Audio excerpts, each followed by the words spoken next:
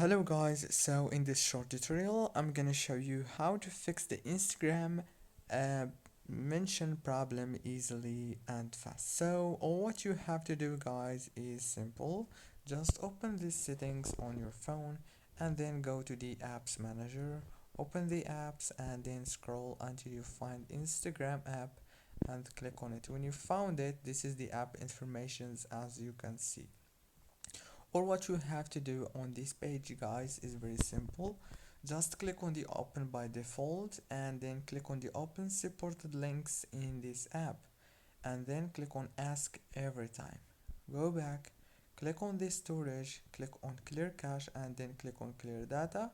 This is an optional step because you will lose all the data and the files. And that's it guys. Don't forget to like, subscribe, and thank you for watching this tutorial until the very end.